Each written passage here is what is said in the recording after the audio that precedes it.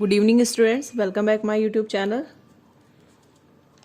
बेटा आज हम बात करेंगे एमए प्राइवेट फर्स्ट ईयर में सोशोलॉजी के बच्चों को मैं इंपॉर्टेंट क्वेश्चंस बता रही हूँ, जिसमें हमारा फर्स्ट पेपर चल रहा है सोशोलॉजिकल कॉन्सेप्ट। तो इसमें मैं आपको जो यूनिट फर्स्ट है आपकी सोशोलॉजी, उसके बारे में जो इंपॉर्टेंट क्वेश्चंस है मैं आप लोग को बता चुकी हूँ अपने पिछले वीडियो में।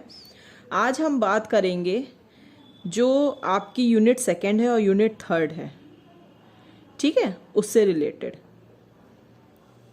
तो यूनिट सेकंड आपकी बेसिक कॉन्सेप्ट्स हैं, जिसमें आपका सोशल स्ट्रक्चर है, सोशल फंक्शन है, सोसाइटी है, कम्युनिटी है, एसोसिएशन है, ग्रुप है, क्लास है, एक्टिव सोसाइटी है, रिस्क सोसाइटी है, स्टेटस रोल है, ग्लोबलाइजेशन है।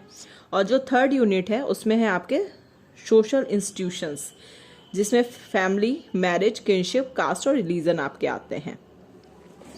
तो कुछ क्वेश्चंस जो हैं वो मैंने पिछले साल के जो भी पेपर्स थे, पिछले साल के या पिछले साल से पहले के पेपर्स जो भी थे, उनमें देख करके आप लोग को मैं बता रही हूँ कि जो इम्पोर्टेंट क्वेश्चंस हैं वो पहला जो आपका टॉपिक है वो मैं क्वेश्चन नंबर 1 आपको बता रही हूँ, वैश्वीकरण का, ग्लोबलाइजेशन का। तो वैश्वीकरण से क्या अभिप्राय है, ग्रामीण समाज और कृषि पर वैश्वीकरण के प्रभावों का उल्लेख कीजिए। What is the meaning of globalization? Explain the impact of globalization on rural society and agriculture. Next second question आया है, वैश्वीकरण के पक्ष और विपक्ष में तर्क दीजिए। Give the arguments in the favour and against of globalisation.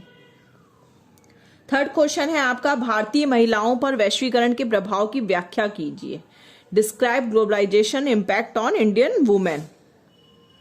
Fourth है आपका, वैश्वीकरण और उदारीकरण को जुड़वा प्रक्रिया क्यों कहा जाता है। Why are globalisation and liberalisation called twin process. Fifth है आपका, जो 4 क्वेश्चन मैंने आपको पहले बताए हैं वो वैश्वीकरण के ही हैं, ठीक है। वैश्वीकरण से रिलेटेड आप सारी चीजें पढ़िएगा, क्योंकि एक इंपॉर्टेंट क्वेश्चन इसमें से आते हैं, आपका एक क्वेश्चन इसमें से जरूर आएगा। तो वैश्वीकरण के बारे में आप पूरा टॉपिक पढ़िएगा अच्छे से, ठीक है। नेक्स्ट फिफ्थ जो क्वेश्चन है वो है, रेडक्लिफ ब्राउन द्वारा प्रतिपादित सामाजिक संरचना की अवधारणा स्पष्ट कीजिए। रेडक्लिफ ब्राउन ने सामाजिक संरचना की अवधारणा जो प्रस्तुत करी है, उसके कई सारे क्वेश्चंस जो हैं वो आपके चित्रा मॉडल पेपर जो है उसमें दिए हुए हैं, तो आप उसमें से देख करके याद करिएगा और ये वाला क्वेश्चन जरूर तैयार करिएगा, क्योंकि अक्सर ही एग्जाम में पूछा जाता है। 2020 में भी पूछा गया है। भारत में वर्ग संरचना के परिवर्तित आयामों का मध्य वर्णन कीजिए तथा जाति व वर्ग के मध्य अंतर बताइए। जाति और वर्ग के विषय में भी आप लोग जरूर पढ़िएगा, इससे भी एक ना एक क्वेश्चन जरूर आता है एग्जाम में। 7 क्वेश्चन है, जाति व वर्ग में अंतर करो, क्या आधुनिक भारत में जाति वर्ग में परिवर्तित हो रहा है। 8 क्वेश्चन है, जाति की परिभाषा दीजिए, जाति व्यवस्था में होने वाले आधुनिक परिवर्तनों की व्याख्या कीजिए। तो जाति और वर्ग, इन दोनों के बारे में भी आप अच्छे से डिटेल में स्टडी करिएगा। जितने भी मैं आपको ये टॉपिक्स बता रही हूं ना, इन टॉपिक में से एक ना एक क्वेश्चन जरूर आएगा एग्जाम में, ठीक है। नेक्स्ट अब हम फैमिली के बारे में बात करते हैं। तो फैमिली से रिलेटेड क्वेश्चन आपका आया है, परिवार को परिभाषित कीजिए, भारत में परिवार के परिवर्तित स्वरूप की व्याख्या कीजिए। ग्रामीण परिवार व शहरी परिवार का अर्थ स्पष्ट कीजिए तथा दोनों परिवारों के प्रकारों का वर्णन कीजिए। 11 क्वेश्चन है, परिवार की मुख्य विशेषताओं एवं कार्यों की विवेचना कीजिए, ठीक है। तो परिवार से भी एक क्वेश्चन जरूर आता है, परिवार वाला भी टॉपिक आप अच्छे से स्टडी करिएगा। नेक्स्ट है आपका, धर्म को परिभाषित कीजिए, धर्म की उत्पत्ति के सिद्धांत लिखिए। धर्म वाला चैप्टर भी आपको अच्छे से पढ़ना है, उससे रिलेटेड जो भी क्वेश्चन आपके चित्रा में दिए गए हैं, उससे रिलेटेड जो भी मटेरियल है आपके पास, उसमें जरूर आप पढ़िएगा। धर्म किसे कहते हैं, धर्म की क्या डेफिनेशंस हैं, मैंने आपको पहले भी बताया है और आज मैं फिर से रिपीट कर रही हूं अपनी बात को। कोई भी टॉपिक आपसे कभी भी पूछा जाता है तो पहले आप उसके बारे में लिखिए कि आखिर उसकी डेफिनेशंस क्या है, उसका मीनिंग क्या है, ठीक है। तो वो चीज़ें भी ज़रूरी है, इंपॉर्टेंट है। अगर आप उसके बारे में भी लिखेंगे ना स्टार्टिंग में, फॉर एग्जाम्पल आप अगर आपसे धर्म के बारे में पूछा जा रहा है या आपसे फैमिली के बारे में पूछा जा रहा है, तो आप फैमिली के बारे में पहले बताइए कि फैमिली क्या होती है, ठीक है। उसकी जो समाजशास्त्री हुए हैं उन्होंने क्या क्या डेफिनेशंस दी हैं उस टॉपिक से रिलेटेड, उनके बारे में लिखिए। तो कम से कम 1 से 1.5 पेज जो है आपका वो इन्हीं चीज़ों से भर जाएगा, ठीक है। आगे फिर जो वो क्वेश्चन पूछ रहे हैं उसके बारे में लिखिएगा।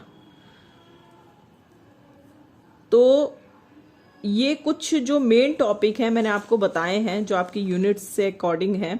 वैश्वीकरण हो गया आपका, ठीक है। फिर सामाजिक संरचना वाला रेडक्लिफ ब्राउन वाला, वो भी बहुत इंपॉर्टेंट क्वेश्चन है।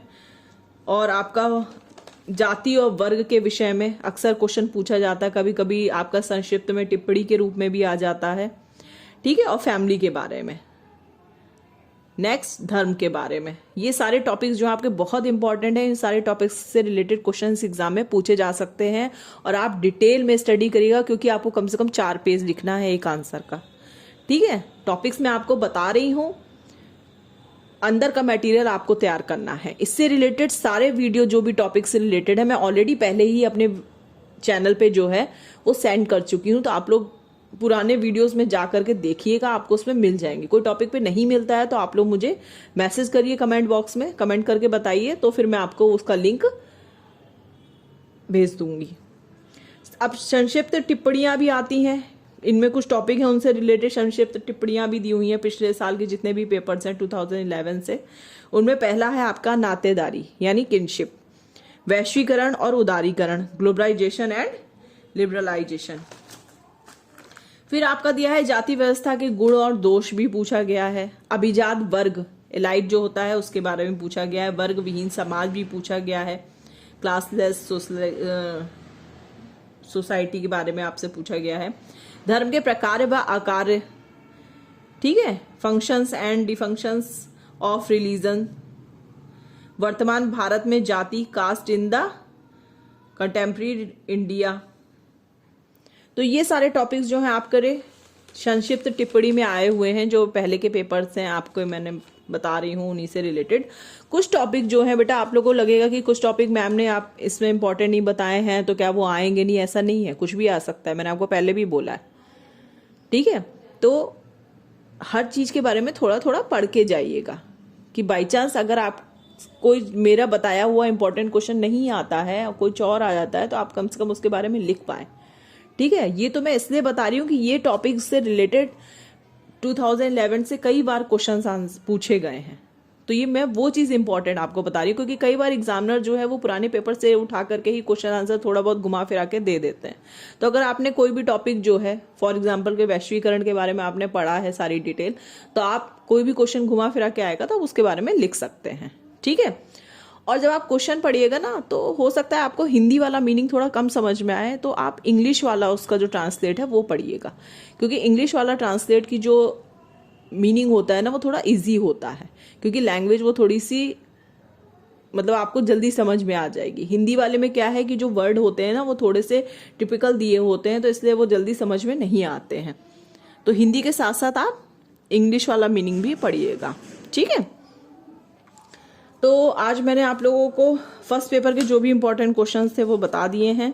कुछ टॉपिक अभी इसमें रह रहे हैं, उनके बारे में भी मैं आपको बताती रहूँगी। मार्केट है, कैपिटल है, प्रॉपर्टी है, डिवीज़न ऑफ लेबर, ये भी काफ़ी अच्छा इंपॉर्टेंट टॉपिक है, इससे भी रिलेटेड क्वेश्चंस आते हैं, ठीक है। तो ये सारी टॉपिक्स जो हैं वो आप पढ़ते रहिएगा। पावर है, पावर से रिलेटेड भी क्वेश्चंस आते हैं, शक्ति क्या होती है, ठीक है। तो बहुत सारे टॉपिक्स हैं जो इनके बारे में आगे मैं आपको वीडियो भेजती रहूँगी और आप अपनी तैयारी अच्छे से करते रहिए।